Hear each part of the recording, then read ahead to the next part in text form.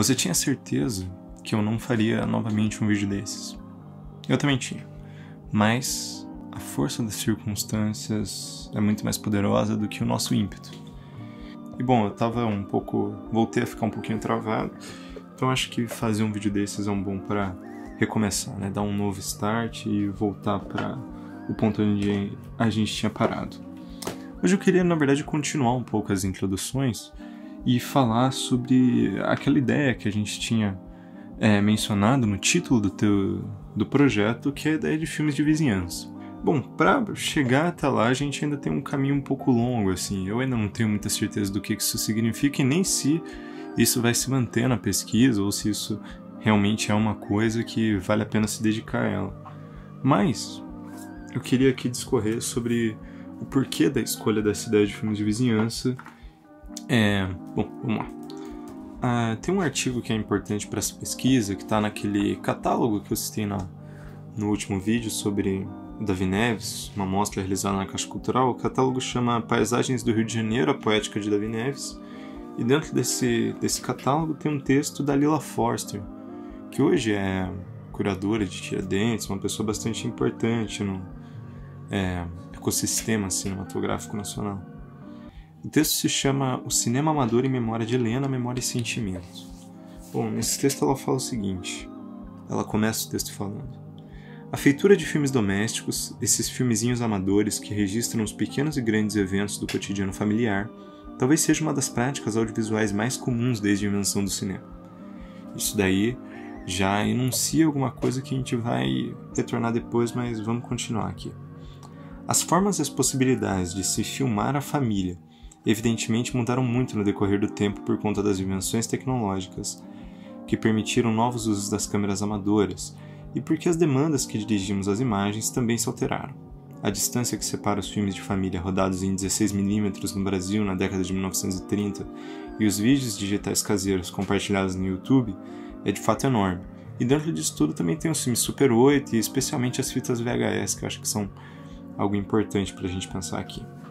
Mas ela continua falando que é o seguinte: o desejo de realizar filmes ou vídeos domésticos, no entanto, se une por uma premissa básica: o poder dos sentimentos, uma potência que se estende e se multiplica em diversas temporalidades. Isso daqui é importante. Essa noção de que o desejo de realizar filmes domésticos passa pelo tentar de alguma forma capturar essa potência, esse poder dos sentimentos, registrar esse momento em família, isso é muito importante para a gente pensar uma coisa. Esse cinema doméstico, esse cinema caseiro, ele em algum momento saiu somente dos filmes em família e também foi encontrar o filme ficcional. Se os filmes estavam na vida das pessoas, é óbvio que o cinema mimético gostaria de replicar esse efeito. Mas, quando há essa transposição, existe uma certa opacidade nisso, né? Você está replicando, você está emulando uma coisa, óbvio que você vai estar transformando aquilo em artificial, né? Aquilo não é mais real, aquilo não está mais registrando um momento de nostalgia.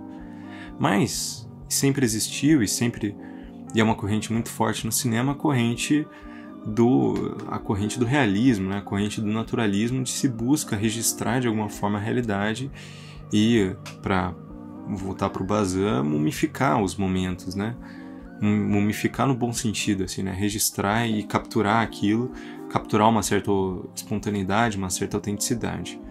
E essa autenticidade, essa espontaneidade, são algumas das chaves para a gente conhecer o cinema do Neves. Mas como o filme do Neves se relacionaria com essa ideia de filme doméstico? É disso que parte um pouco a ideia de filme de vizinhança.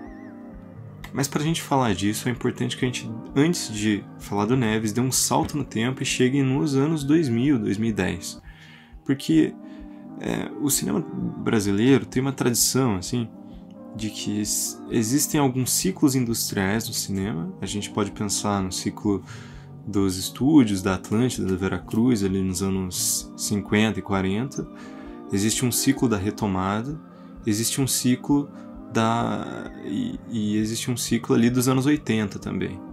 Em todos esses momentos, esses ciclos industriais nascem como efeitos de, às vezes, políticas públicas, como é o caso dos anos 80 e talvez da retomada com a Lei Rouanet, ou de investimentos privados, como é no caso dos estúdios e também da Lei Rouanet, né, que seria uma espécie de parceria, assim, né? Mas sempre que existem esses momentos, existiu uma contracorrente política e artística, reivindicando que esses filmes se personificassem mais e caminhassem também para uma outra narrativa. Assim, o novíssimo cinema brasileiro, ou enfim, como você quiser chamar ele, nasce nos anos 2010 também nos anos 2010 também como uma espécie de contraponto a esse cinema Globo Filmes que estava sendo feito no momento. Um cinema que não refletia a realidade nacional.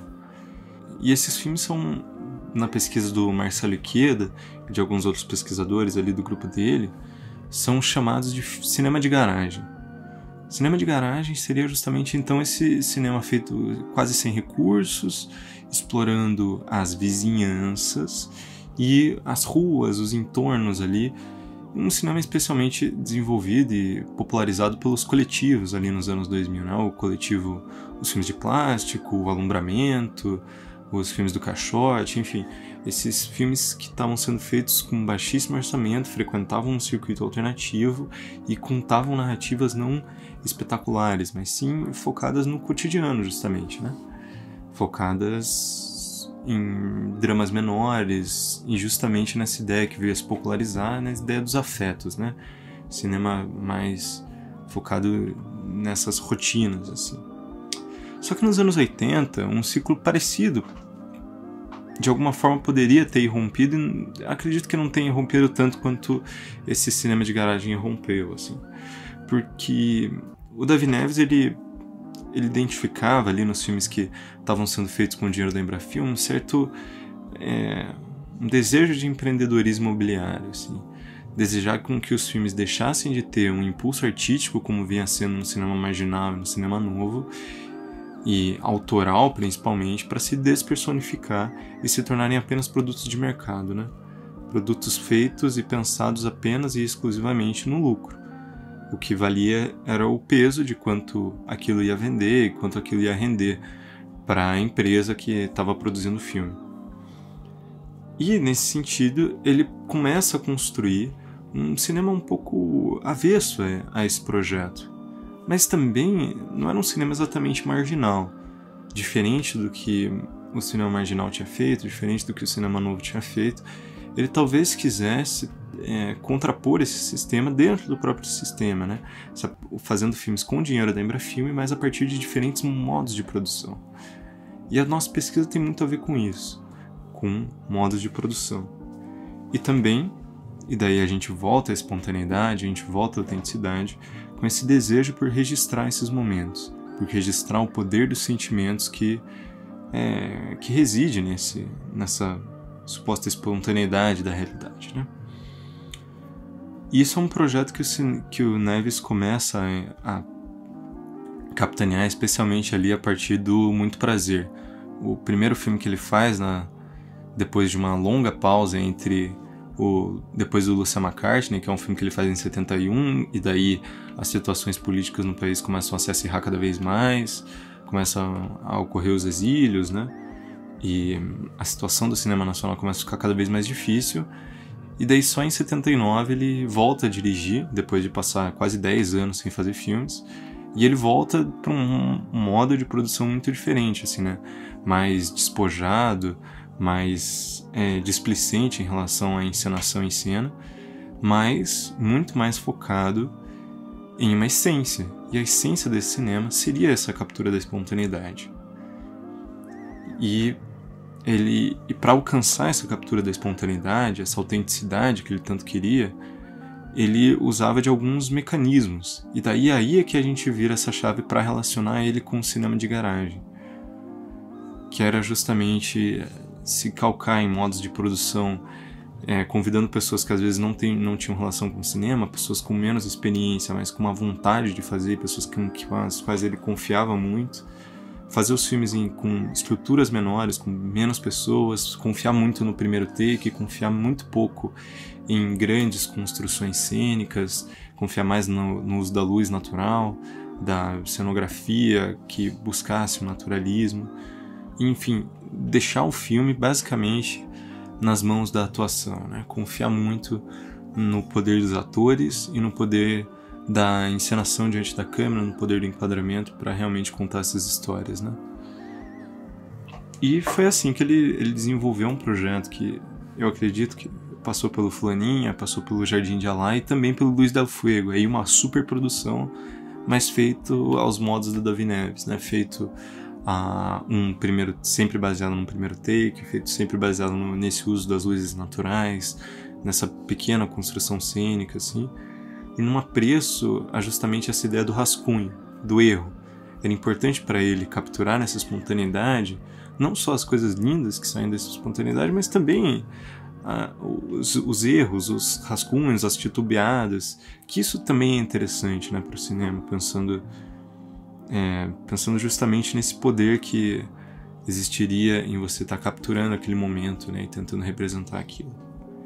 E ao lado disso, eu falo de vizinhança, não só pensando nesse modo de produção alternativa, assim, mas falo por causa de um desejo que o Neves tinha de se ater a esses lugares, assim, a esses lugares muito especiais a ele, especialmente nesse caso a Zona Sul Carioca. E partindo para o filme, isso se reflete em um desejo por, de alguma forma, retratar uma espécie de ecossistema, assim, né? Se ater a representar aquele bairro, e não só representar... A gente fala muito, quando a gente fala de cinema de paisagem, a gente fala muito desses filmes que buscam capturar os cenários, registrar os lugares. Aqui a situação é um pouco invertida. Ele não foca em planos gerais, não foca em estabelecer os lugares, as belezas naturais ou as belezas arquitetônicas da coisa, e sim em focar em construir construir e filmar essas pessoas, esses modos, e o modo como elas vivem, né? Esses hábitos delas. Ele falava muito que não era interessante para ele buscar o épico e que ele gostaria de atingir a essência da rotina. A essência da rotina, para mim, parte muito dessa ideia de filme caseiro, de filme doméstico, de você encontrar esse apreço e você conseguir registrar aqueles instantes que ele mesmo vivia e que ele tanto apreciava, né? Eu sei que pareceu um pouco confuso, mas era justamente para parecer. Enquanto eu não preparei muito bem o roteiro, mas enquanto eu falo, eu vou construindo essa ideia, e acho que é importante para a pesquisa que eu também vá falando e elucubrando sobre isso, para chegar a algumas definições até mais claras, como dizer isso de uma forma mais clara, que eu acho que é um conceito que na minha cabeça parece estar um pouco mais já estabelecido, mas que a gente vai precisar ainda desenvolver bastante. Dito tudo isso, esse não é um conceito que, enfim, a gente sabe exatamente o que ele significa, não sabe quais são os limites dele, que filmes não são de vizinhança, por que chamá-los de filmes de vizinhança. Mas isso nasceu de um texto da Camila Vieira, na Multiplot, em que ela fala sobre justamente esse cinema de garagem. Ela chama esse cinema de garagem de dramaturgias em vizinhança. Acredito eu, justamente se referindo a essa ideia de que existiria nesses filmes dos anos 2000, 2010, um desejo por constituir narrativas, e daí por isso dramaturgia, mas também dramaturgias e estilos extremamente calcados nessa observação e nessa atenção ao cotidiano, ao pequeno, ao íntimo, né? Que é o que mais me parece que o Neves busca, tanto por causa de um dos textos principais da pesquisa, que é o Davi Neves, íntimo e pessoal, do Rui Garnier.